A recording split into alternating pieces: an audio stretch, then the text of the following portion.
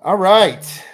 Now I'm very excited to welcome back two horse racing specialists in Shawn from the Oddsbreakers and Marco D'Angelo from Wager Talk. You can follow them both on X at Marco in Vegas and at the Great Kanaki.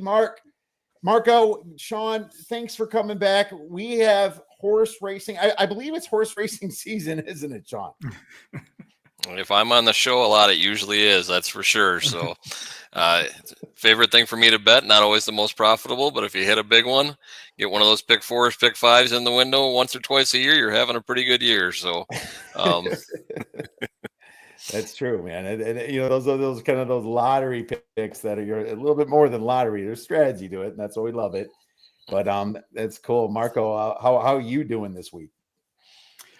Busy week as usual. I mean, I love this time of the year with, the Triple Crown races, obviously, but it also coincides with we're deep into the NBA playoffs, the NHL playoffs, and baseball season's underway. And for me, I started a couple years ago because we have a team here in Vegas, and I ended up becoming a season ticket holder. We go and the WNBA is on my palette as well. So a lot of stuff going on. The WNBA gets off to their season opener this weekend. So excited about that. Busy stuff. Well, there you go. Marco watches all the stuff that has bigger edges because there's less people betting it. So, if you want to make a little money with Marco this year, he's got the lowdown here. He's got tickets. Look at that. He's got season tickets, the WNBA to hockey. We love it, Marco. That's awesome. Keep rocking, man. To pick up where we left off, though, Marco, it was pretty convenient for your internet to go out right when I'm done ripping on the Steelers and their quarterback situation. I thought maybe that was planned. I wasn't sure what was going on there, but you started getting into a little NFL. I don't remember what you were going to say, but did you delve into any early NFL on the day that the schedule's coming out? Well, for me, as I said, with the schedule that I just ran off for you, I don't really start digging deep into the football season until we get into June, and the playoffs are down to every other day, one game. In looking at that, but I can tell you one future that I did. I like so far, and it's in my division. I follow the obviously the NFC or AFC North quite closely with my Steelers. And, with everything that's going on with the Steelers this year, we don't know if we're going to have a quarterback or not. We drafted Will Howard in the draft, got him in, one of the later rounds, and re-signed Mason Rudolph. Everything that's going on, and yet we're still waiting on, if Aaron Rodgers is going to show up. I think the Steelers situation's not good. Okay. Cleveland situation, I think, is even worse. Obviously, with everything they got there. I mean, you look at what they have for a quarterback room right now, and it's a crowded quarterback room, but I don't know that I really want any of the ones that they have there. So that leaves it's a two-team race for me as far as division. And Baltimore is going to be the favorite, as they should be, because, they're probably, I can't say it in recent years, but for the past, the two best run organizations clearly were Baltimore and Pittsburgh. Baltimore, gets that, merit by themselves now with what the Steelers are doing. So you look for Baltimore to win this, but there's no value on them. The value to me is on Cincinnati. This is a team that, for whatever reason, every year has shot themselves in the foot early on. Last year, they had an excuse. Okay. Joe Burrow was coming back off of an injury, had the slow start. You saw what this team did the second half of the season. This is a team that also had some contract issues last year where guys were trying to get contracts renegotiated. It was a bit of a distraction. They got that taken care of this year. Can't say I agree with the money they've spent on the positions that they have spent. All I can say is they need to score a lot of points this year because they'll need to, because they spent all their money on the offense. That's for sure. But I think, barring an injury, I think this is Cincinnati's year to win the division, and you're getting them at plus money. So that's where I'm at. I'm seeing them at plus 230 to win the NFC North. I think that's where the value plays at. Okay, plus 230. That's that's a good number. You got Joe Burrow there, and yeah, the Ravens have to take a step back. You're right. Cleveland is a mess. Sam Burgess chimed in saying their schedule is very hard, and yes, it is extremely hard this year. Warren Sharp has their schedule based on a Vegas win total.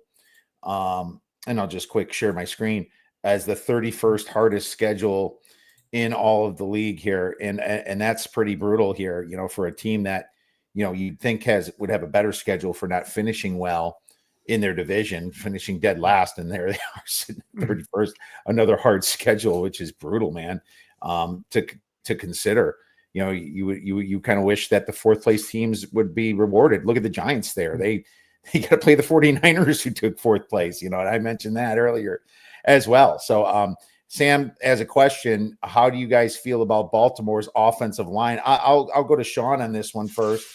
I don't know if Shawn delved into the NFL yet. Can you answer that, Shawn? Or no, I can't. I've just done a little bit of just eyeballing some season win totals, and that's really all I've looked at so far. I usually don't get all the way in until that schedule actually comes out. We get the finalized where, when, and who, so I can really dive into it. So I haven't gone too deep yet. Only thing I played so far was just a real small bet on the Cowboys over 7.5. Just on the bounce back. I still think McCarthy's potentially going to, be able to save some things there. So we'll see. That's the only one I played, and I think I got it at 6.5 right when it came out, and I think it's up to 7.5. Excuse me, not McCarthy. Wrong season. Jeepers. Yeah, Schottenheimer. Brian Schottenheimer. Schottenheimer, thank you. Well, old habit. So new coach, new team, new attitude. I think we're going to be looking for something good here. But I think I got it at 6.5 initially. I think it's up to 7.5 now. So that's really all I've looked at so far. That's a hell of an early total there, man, because you still got some star power there with Dak Prescott, CeeDee Lamb, Micah Parsons, and we'll just see about the new coach. That's always the wild card. But man, how bad can they get in the situation? I thought the Cowboys had a decent draft, and thank you, Sam, for nice words about us being a good show on the air. Cincinnati, what are they doing with Trey Hendrickson, though, Marco? Why are you pissing that guy off? You draft a Shamar Sterner there and just be like, oh, we don't need you. Yeah, you do need him. I agree with your bet, Marco, but dude, you can't piss him off. He is literally their best defensive player. Well, there's not a lot of them, so it's kind of easy to rise to the top. But yeah, I get it. They have been, dysfunctional, but right now, because everybody else is becoming more dysfunctional. I mean, Cleveland is a complete mess. Pittsburgh, to my opinion, is taking, back what they've done with Aaron Rodgers is just totally so opposite of the Steeler way that it really upsets me. Okay. If you wanted to sign him and you guys worked it out and you did, but this holding us hostage type thing. And it's just, it's not like this guy's in his prime. Okay. He's got 1 or 2 years best left. It's just, it's a Band-Aid till they find something better to sit there and wait. But when you were talking about Dallas, to go to them, jump Kiev, don't forget, they got George Pickens now. All the problems are solved. Worked for the Steelers. He wasn't a headache at all, was he? He's going to be either really bad or really good for the Steelers. This is the one thing about the Steelers, and it just, I don't know. Is there a team better at finding talent at the wide receiver position in the rounds that they do? But yet on the same token, the worst head cases in the NFL. It's just, go down the list of talent that we've had at wide receiver over the last 10 years. And almost every one of them have been a nut job. That's true. Starting with Mike Wallace to Brown, Antonio Brown. Yeah. To Claypool, to Juju Smith-Schuster, to Pickens. It's just, they find the talent, but it's a headache, every one of them. since their Super Bowl win, when you had guys like Hines Ward that were real team players, that's really what it used to be. And they changed and they draft the head cases. And don't get me wrong, receivers are more head cases in general than other teams. I don't know. It just bothers them that that they think they're wide open and they're just not getting the ball thrown them. It all gets to their head. Should be a whole study done on these guys. To answer your question, Sam, the Ravens offensive line looks fine to me. I mean, they're ranked number 2 on Pro Football Focus. They just drafted a guy from LSU. I think they relinquished, Makari, a center there, a guard center that was pretty good. I don't know a ton about. I didn't research a lot yet either, is what I'm trying to say, but I think they're just going to be great. You still have a beast of a running back there that just got another contract in Henry. So, they're the team to beat, but the only team that proven that they can beat them is the Bengals. So I understand Marco's point on that. But moving on, let's horse race, man. Let's talk a little Preakness here, and here we are. The Preakness Stakes coming up. We just had the Derby. So the big question here, Shawn, why is Sovereignty not running this big race? What the heck's going on there? Well, it's a trainer and owner decision long term with what they're going to want to do, and we've seen it more often in the last 10 years than we had prior to that ever. And it's really about taking care of the horse long term and what their goals are. And if you look at the race and the distance, a little bit shorter, and thinking maybe it might not have as good a chance to win the Triple Crown running all 3, especially on the 2-week turnaround. So I think it has more to do with, kind of like taking care of a pitcher's arm than anything for long-term prospects for the horse. But if I was an owner or trainer and I won the Kentucky Derby, I'd be all in and going for it. Why not? But I am not a horse owner or trainer or multimillionaire in any sense of the word. But, I think that's where they're at. And certainly Sovereignty could have come into this race and win it. Absolutely. But that's what they're looking at, I think. That just tells me that maybe for the last 150 years, the races have been too close together. Maybe, I don't know. Marco, do you concur with Shawn there?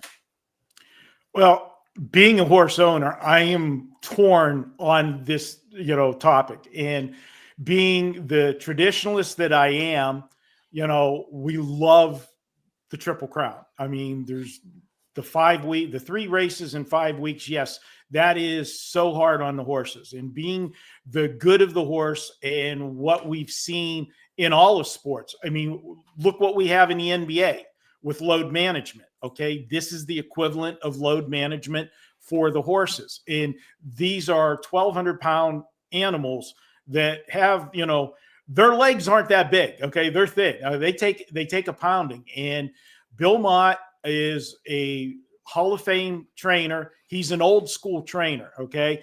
And he is looking for the good of the horse, and to get an owner. And I'm like you, Shawn, my instinct would be, I want that opportunity to race for the Triple Crown.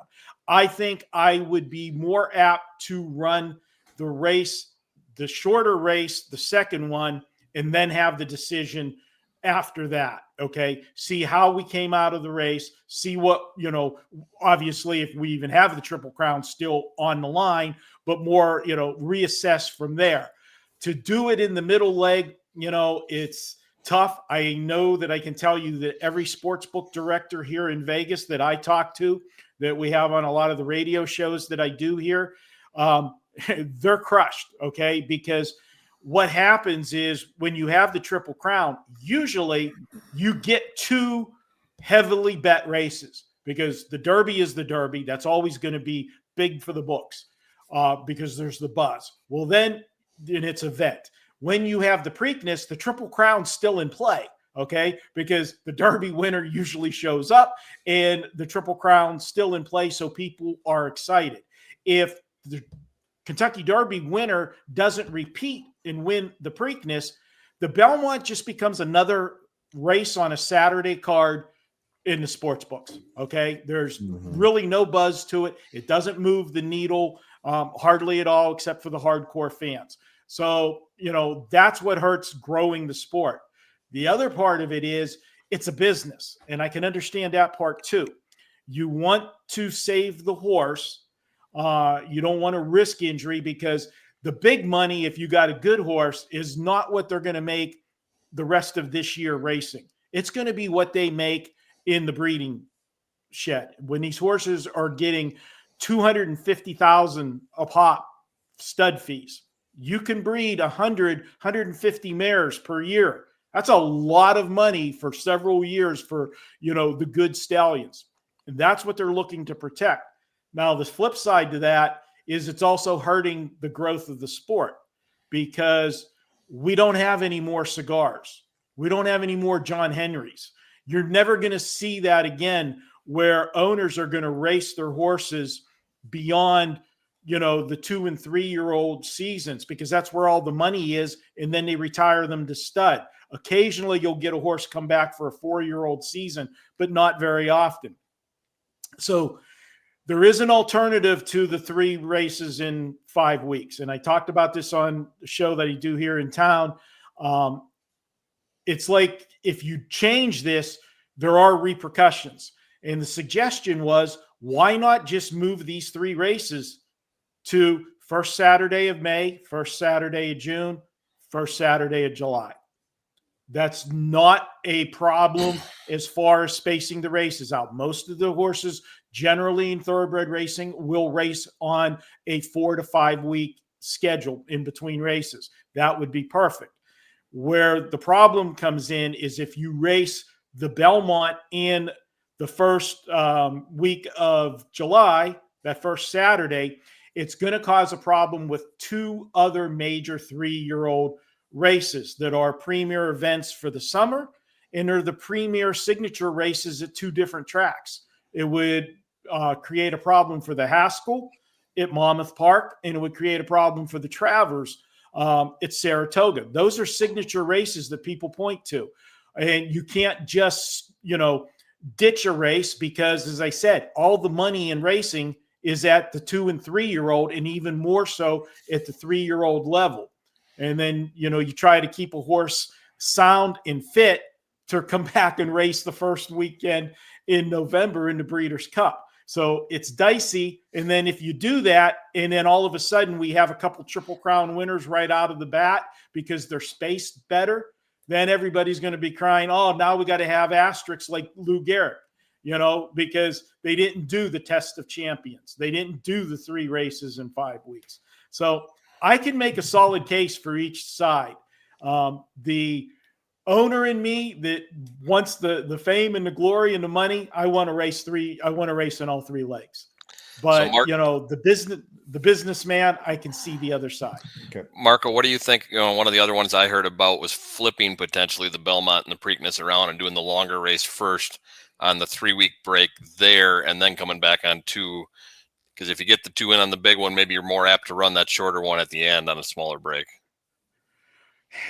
But you're also coming off of the most grueling of the 3, and then coming back to race it in 2 weeks. In 2 weeks, I personally wouldn't like that one, because those horses that race the Belmont, other than this year, it was the same last year. This will be the last year that it's going to be raced at 1.25 miles. But when you're doing the 1.5 miles, where for most of these horses, unless they turn to become turf horses, they're never going to run 1.5 miles again in their career. All right. And Belmont is known for, Big Sandy. It's a deep, tiring racetrack, and it is the Test of the Champions. So if you extend that horse to that 1.5 mile race in the middle leg and have to come back in 2 weeks, I would not be a fan of that at all. And I think you would see less horses, try for the Triple Crown than in the format it is now. At least you get that 3rd week between the Preakness and the Belmont. And after the Belmont, you don't have a big race again until the Haskell or the Travers. I think I don't care. This feels a lot like the baseball purists almost with the pitch clock. How they hated the idea. And then what happens, you're like, holy shit, this made so much. Why don't we do this long ago?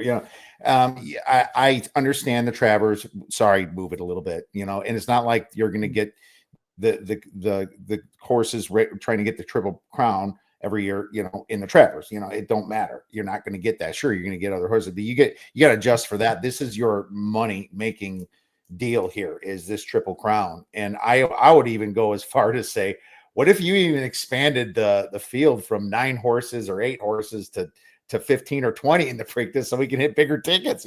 That's the gambler in me, Marco, talking about that. But here's the thing: you're dying. The horse racing's dying because of other sports out there to bet on. And the Kentucky Derby is really the thing keeping it alive right now. And seeing the freaking favorite not racing for the Triple Crown, it's just sad to me, man. It is.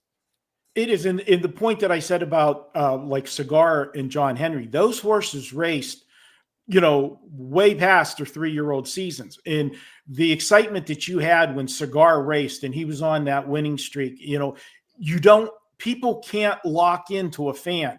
In baseball, here, use the example in hockey.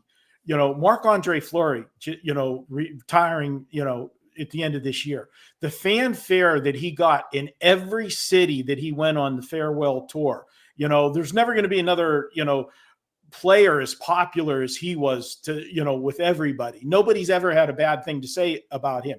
And people latch on to stars. Okay.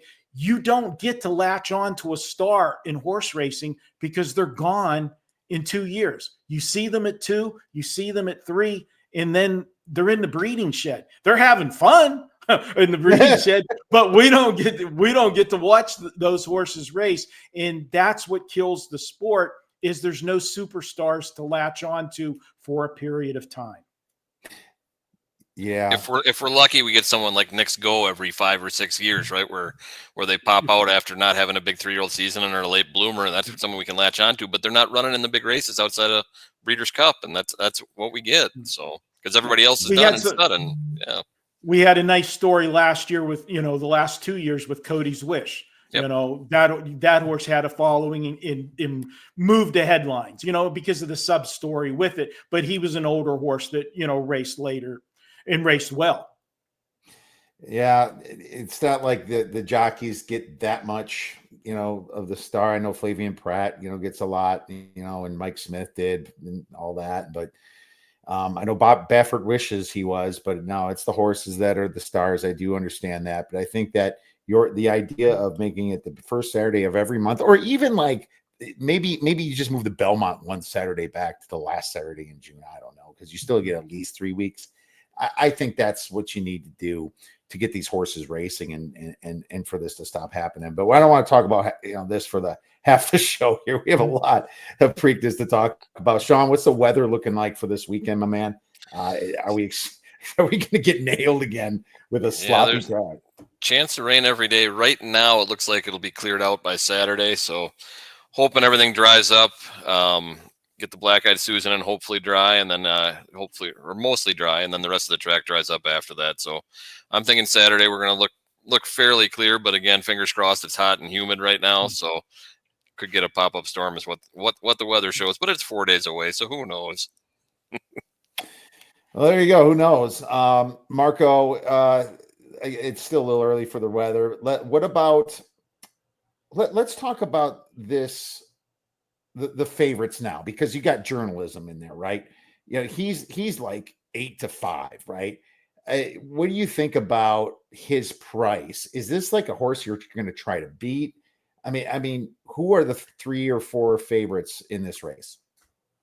Well, obviously, the horse to beat is journalism, and he is deserving of the price. We talked, for the little bit that I got to talk on the last show before I lost you guys, I was all over, journalism. I loved him in that one. And I think, Chris was big on him as well. And he didn't do anything that, makes me feel that he's vulnerable in this race. He got compromised at the start of the race. Okay. Umberto Rispoli did not want to get away the way he did. He got, sandwich coming out of the gate. He had to, alter his path coming out. He would have got away a little bit better. And because he got moved into the inside, he had to use a little bit of them not to get shuffled too far back at the rail in the Derby. You want to save ground being at the rail, but on the same token, you don't want to be at the rail behind 15 horses and have to navigate everything. So he got him to the best position that he could get him because of what happened coming out of the gate. Then he was able to maneuver the horse to the outside and get him moving in the turn. Now, the only knock that I will give Journalism, and it wasn't his fault, I think Umberto might have pushed the go button a second or two early, okay? And that got him moving, and you say, how could you say he pushed it, too soon? He cleared those horses like they were standing still around the turn. Well, he was wide, and he was covering extra ground. But more importantly, this is a horse that still, doesn't have a lot of career starts. These are young 3-year-olds. They're still learning. And sometimes when you clear and you're at the top of the lane and you don't have a target in front of you, these horses sometimes will get run down. And I think that is, if you reverse the 2 trips and give Journalism the trip that Sovereignty got with something to run at and to do it, in deep stretch, I think the race would have been reversed. So I think both horses raced extremely well. I think Journalism got compromised at the beginning, and I think it might have caused Umberto again, when you haven't won a Kentucky Derby yet, this is the biggest race on, in a jockey's career. You want to win that race, and the last thing you want to do is get caught in. You're more often, if you're going to make a mistake, it's going to be too soon instead of too late. And I think that's what it is. It's easy to, be a, backseat driver, but that's the way I saw the race. All right. Well, Shawn, who are the other favorites besides Journalism? And there might have been a race or a horse that you're kind of keen on in last Kentucky Derby that's racing in here. Maybe you can talk about him. Yeah, less so after watching his trip in the Derby. Marco hit the nail on the head with that one. I actually had written down on here, if Journalism gets the trip that Sovereignty had, he wins that race. 100% agree. That is exactly where I was looking at it. I think if he gets that trip, he runs away with it with something to chase down. So complete agreement there. Sandman, really, really liked the way he looked in the close of that Arkansas Derby. Watching him in a little bit of traffic, kicking out, and then not being able to respond as he came around the corner in the Derby at all. He wasn't in a bad spot. He was a little pinched, and he had a little bit more traffic than Sovereignty and Journalism did, but there was nothing there, right? He reeled in 4 or 5 horses coming down the stretch, but certainly looked outmatched by both Journalism, Sovereignty, and Baeza. I think a lot of the price right now, the fact that there's not as many strong horses in this field. And then again, you're looking at where he ended up, with that whole social media aspect on the betting side of things, certainly played a big part into this for Sandman. So, I certainly like the way he looked coming off the Arkansas Derby, completely flipping my script here, just the way he looked compared to other like horses. And obviously, Publisher didn't really show. And even though he was able to, get a little bit back at the end, it's certainly not enough to make me want to see him compete with Journalism. He's just not going to do it in this race. All right.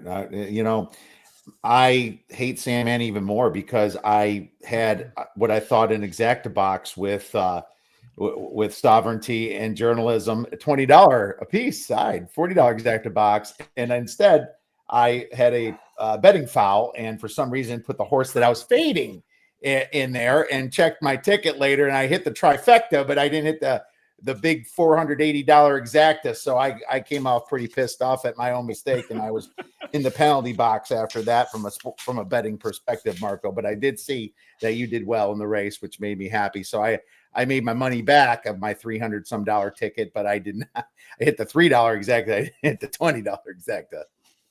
That's why they say, Kiev, please check all tickets before stepping away from the window. Right. That's right. I have that ingrained in my head right now. I even wrote a piece on how I'm fading Sandman, and then I have him in my biggest exacta box. Yeah, that's fine. That's not all done it. Other 2 favorites, real quick. One goal oriented as a Baffert horse, ran in one of the undercards on Derby Day at Churchill. Looked really impressive. The speed rating isn't quite where it needs to be to win this race, I don't think. It's tucked on the rail. It's going to have to go right away to get a chance to win this, and probably go gate to wire. But certainly with Baffert, you never know, but it feels to me like he's bringing in his lesser squad here versus the horses that he'd run in some other things. So I'm not real high on the goal oriented coming off the rail. Clever again's interesting. Again, a horse that's going to have to get to the front. Hot Springs went all the way. Speed rating was where it needs to be. So I think that's the other horse in here. If it can get out in front, stay clear, and get up to the front of the pack, we certainly could see if there's one horse to pull the upset. I think it's that one. I think it's Clever again, the 8 coming off there. So those are the other two. Yeah, I Clever again's a big price. Asmunsen horse here. Looks like Ortiz is the jockey here. So what's interesting is I'm looking again like an idiot at American Promise. He was in my other winner that I picked, and he felt like a really public horse, and he had a terrible run in the Kentucky Derby. His speed figure is 53. He wasn't dead last, but he wasn't that far from it. Now I have to ask myself, guys, was it the slop that American Promise maybe hated, or was he that bad? But I feel the same thing about Sandman too. Then a little bit. Maybe they just hated the track. They got hit in the eye, and with the mud's flying. The mud was flying in that race, guys. Is there? I have to look at some prices here, man. I mean, of course, it could be Journalism 1 and Sandman 2 and Clever Again 3. Well, that suck, But I'm wondering if something else can hit the board, and I'd sure be kicking myself for not betting American Promise when I thought he was going to do well in the Derby, and then all of a sudden he screws me in the Preakness by me not betting him. Marco, what do you think about this horse? Well, I've got a strong opinion on this. I'm glad you brought this horse up. I was not high on American Promise at all going into the Derby, and I know he was a wise guy horse with a lot of people, and I couldn't understand it. I like him in this race on Saturday, and I'll tell you why. Because I am a big replay. I'm a trip handicapper. I go back and watch the replays of all of the, I look at the racing form, but the racing form never tells you the whole story. You've got to actually watch the race. And if you go back, this horse wanted to break and go to get position. He has speed. He got shut off coming out of the gate. Jockey had to make a quick decision, and he took a hard left-hand turn to the rail. Got to the rail immediately. Then he panicked because he was at the rail and rushed him up into contention and was too close to the very fast fractions. There was only one horse that stayed on that was anywhere near the front at the beginning of that race. And the horse that really surprised me that he ended up holding on, I think he got fifth, was Owen Almighty. It was the only horse that had anything left in the stretch. And if you go back and watch the race on American Promise, when he went to make a move, he was too close to the speed to start with, and then he went up and drove up in between the two horses. He tried to split the two horses, and if you watch the jockey, he had to check him hard between the two horses. After everything he went through at the beginning of the race, getting checked, the going to the rail, then having to accelerate to get into position, and then have him wired up going too fast, too close to the early speed, and then check him when he tried to split horses, that ended it for him. And once he wasn't going to get anything, there's no sense in the jockey beating on him to finish eighth. Okay. He just let the horse finish where he did. And when you see a horse like that and you see a bad line like that, you wonder to yourself, okay, what was wrong? He only had a 53 buyer. He backed through the field. Good horsemen, jockeys will take care of the horse and, just let the horse finish the race. Don't beat him up. How you can tell the horse is okay? It's Dean Wayne Lucas, and he's bringing him back in 2 weeks. There's no way he would race this horse back in 2 weeks if he backed through the field because of a physical problem.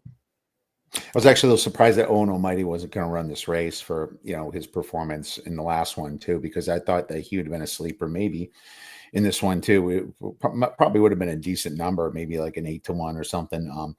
I thought that he'd be one to race this, but he's not. What do you think about the fractions in this race, Shawn? Do you think that it's going to be pretty fast from the start? Because I think this race was a mile and an eighth for a while. I thought they moved it up to 3/16. You can tell me I might be wrong. But I'm curious what the fractions are going to be, if there's going to be room for a closer or maybe even someone in the middle of the pack. I don't think it's going to go off as fast as the Derby did. I don't think there's going to be that urgency from as many horses to get there. You know, you had 4 out of the 5 horses on the inside rail that had to try and get to the lead in the Derby. You had the 20 and the 12 also that had to come and try and get there. So you had 6 horses trying to get out right away.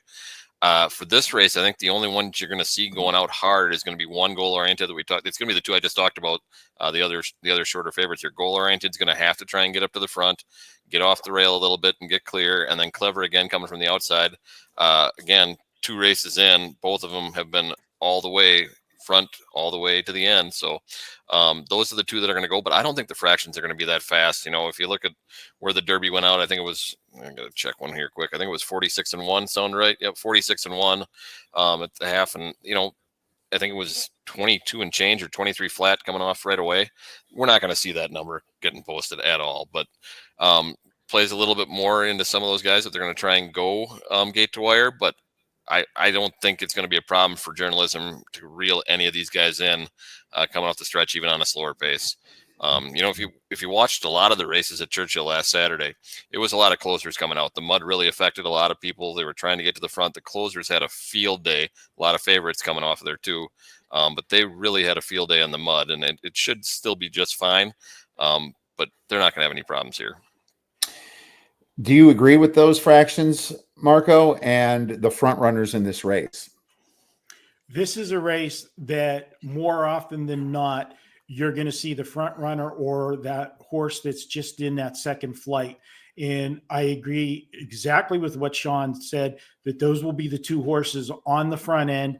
I think American Promise is going to be sitting just behind them, and Journalism will be tucked at the rail, sitting those 2 third or fourth. And you're going to get honest fractions, but not fast fractions. And I think that the deep closers like Sandman, that's going to be a problem for him in this race. And like I said, I expect American Promise to, you know, if the hype was right, you know, going into the Derby, don't leave this horse off your ticket at a big number, because the public's going to overreact to that race line. Yeah, there you go. You'll get a decent number with him then for sure.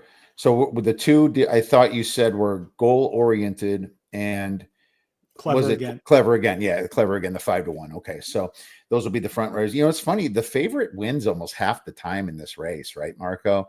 I thought that was a stat that we covered last time.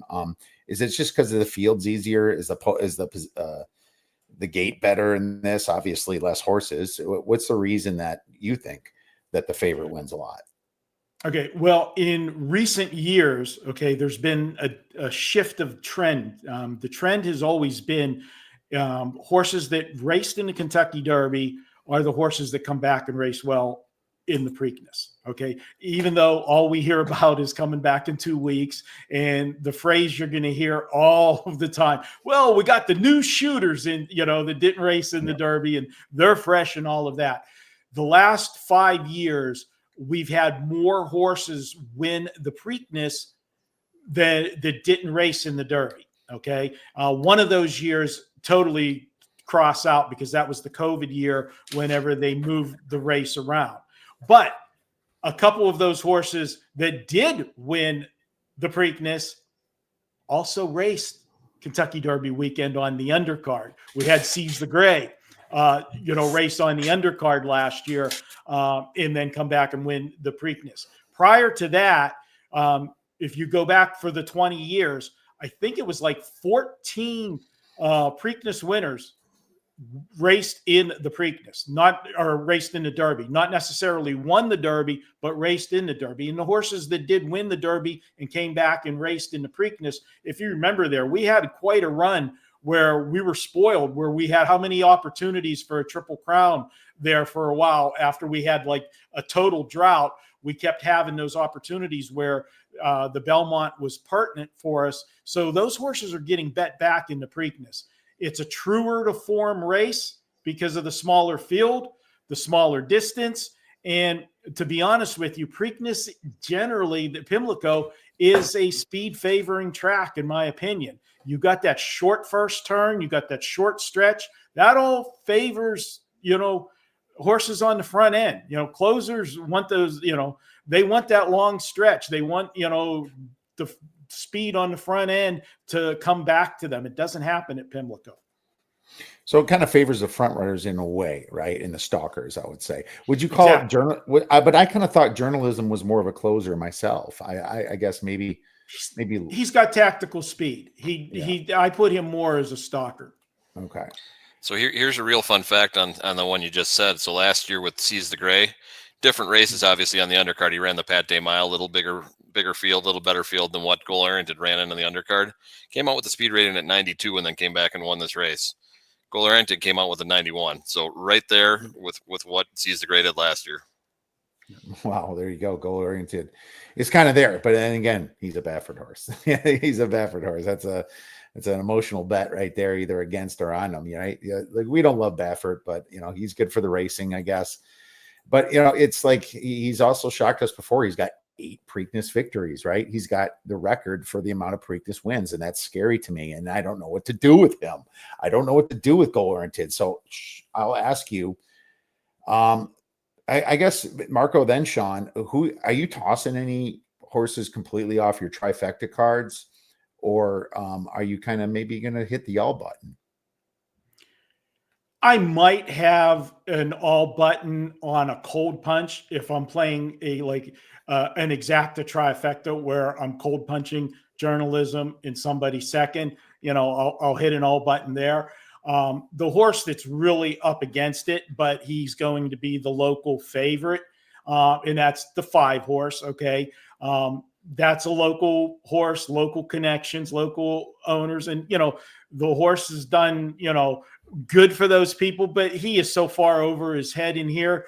But he wants to race, every owner, if your hometown track, I can tell you that, when way back when, I'm going back to 1994 when my 3-year-old filly won the biggest race for 3-year-old fillies in Pennsylvania at my home track. There's no greater feeling than, winning your prestigious race. And so you got the money, the horse pay the entry fee, you're in there. But if I was pitching one, that would be the horse I'm pitching. Shawn? If I'm throwing out, it's pay Billy, and I'm not really impressed by Heart of Honor either. Just where Admire Daytona ended up in the Derby, got edged out by Admire Daytona in the was the UAE Derby, right? Yeah. So those are the two I'm probably tossing. I think every other horse in this is going to have the possibility to hit the board. I'm certainly not going to put them all on my bets, but if I got to toss a couple, those are the two that are going out for me. Poor Billy and poor Japanese horse, right? Heart of Honor. Okay. Actually, I think it's a British horse ran against a Japanese horse. Oh, right. American Daytona. Okay, there you go. Heart of Honor. Well, Heart of Honor, 12-1. Yeah, I don't disagree. And it's funny, Shawn. I almost feel like you're setting up a $5 trifecta here with journalism, my man. I mean, I guess we can get to it.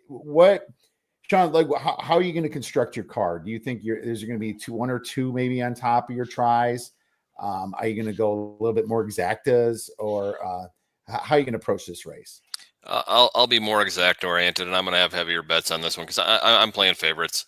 I think this is a favorite race. I think journalism's the horse to beat, and I don't think it's particularly close on the other side. So I'm going to have him in the 1 spot and probably goal oriented and clever again in the 2 and 3 and larger dollar amounts on exactas, and hoping they come in that order. I'm not going to box him. I'm going journalism at the top of the card, and then just trying to play the favorites and beat it with the money.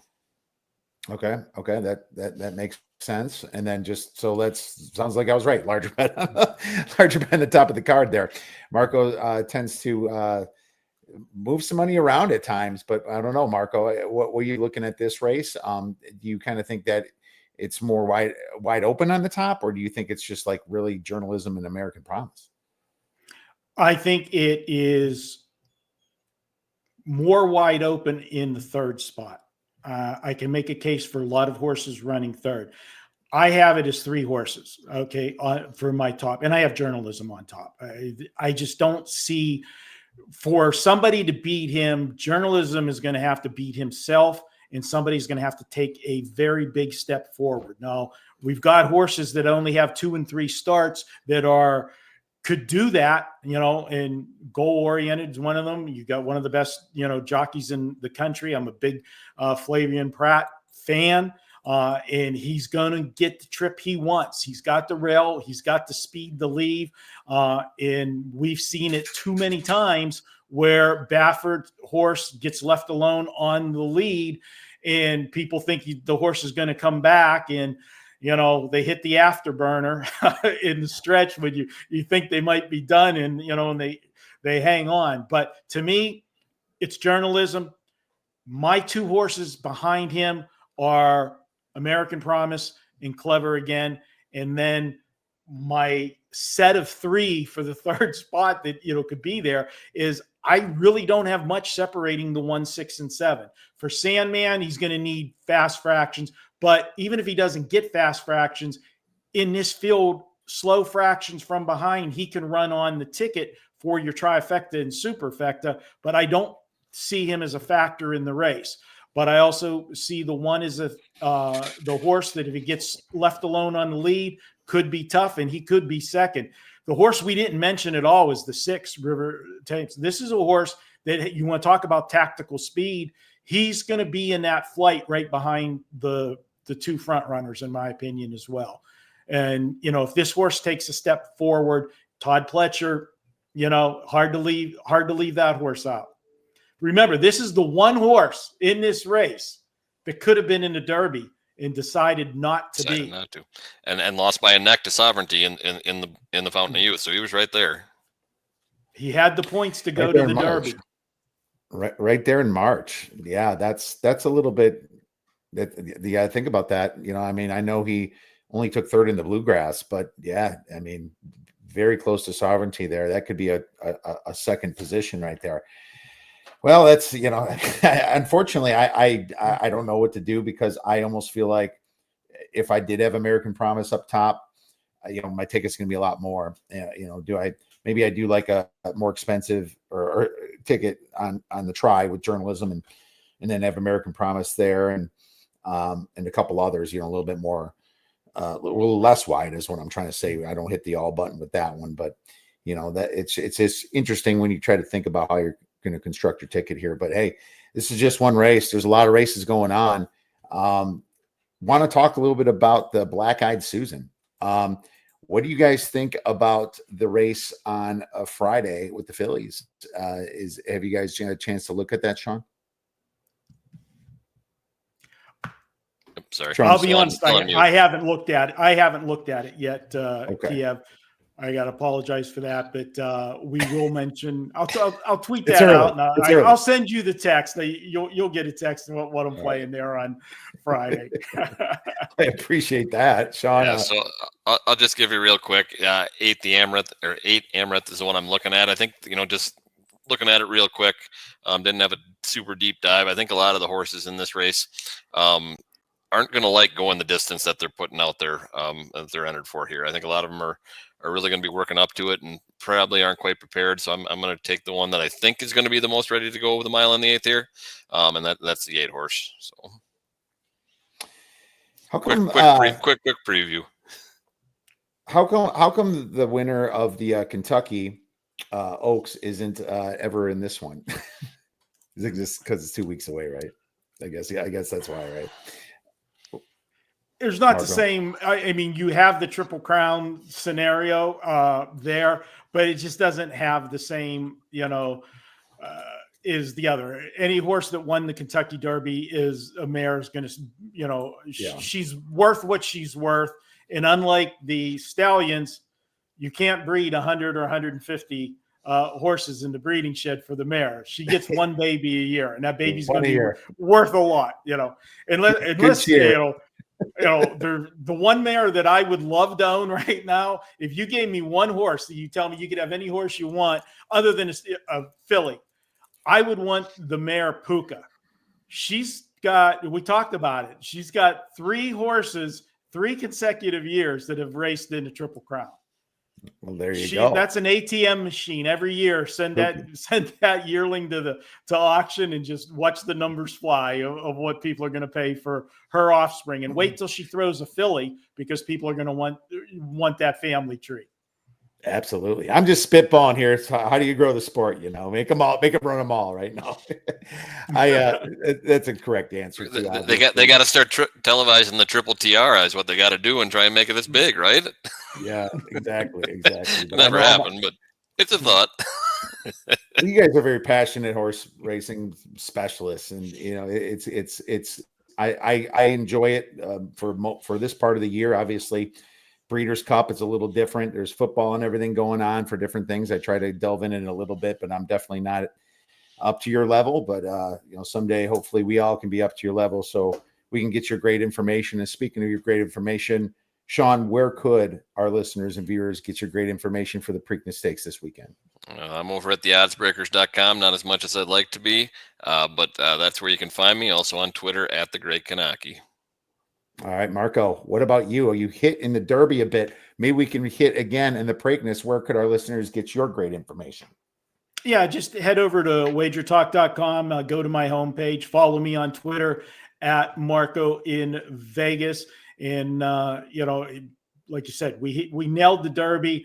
And if you stretched it out and played superfectas as well, if you remember, one of the 2 long shots that I texted to you when I went off the air with the internet was the 3-horse Gambit, whatever. I forget the name of the horse there, but Final he Gambit. come flying Hit for 4. Hit the 4. Yeah. So it was a good Saturday, the first Saturday of May. Yeah, 10-cent super paid over $100. I mean, that dollar super over 1,000. That is a great Saturday in May. Check out Shawn Knoche and Marco Angelo if you would like a great Saturday in May as well. Boys, we'll be talking, if not sooner, by August. Have a great weekend. Thanks, Kiev.